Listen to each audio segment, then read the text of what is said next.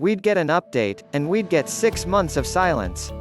We heard that work on a third album had begun, and we heard that it was put on hold as she mourned the loss of her dog Pearl.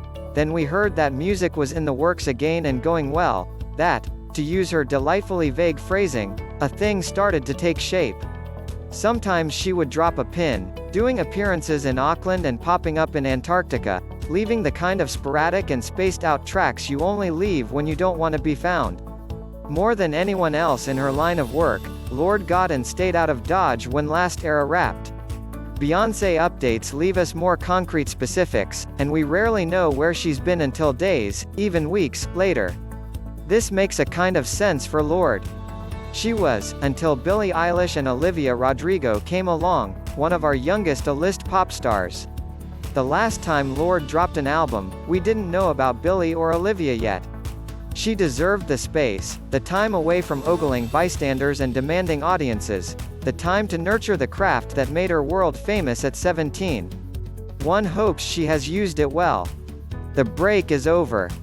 With the abrupt announcement and subsequent messy leak, release of Solar Power, Lorde is back, seemingly well rested, and singing of the virtues of disappearing off of the grid and putting yourself first.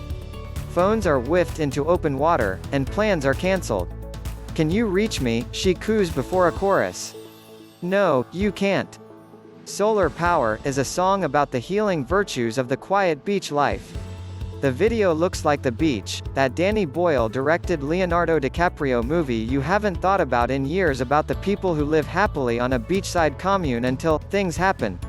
The song is peppy if familiar, a hodgepodge of the start-stop acoustic guitar rhythm of George Michael's Faith, and the psychedelic dance rock of early 90s UK rave kings like Happy Mondays and Primal Scream. It has a good heart and good taste, Solar Power. It's slight and fun but almost feels more like a carefree vacation update than the blockbuster comeback we've been anticipating since the simpler times. Will this leapfrog its way up Song of the Summer rankings? Will conservatives who now love harassing pop stars complain about a singer called Lorde, claiming that she is prettier than Jesus?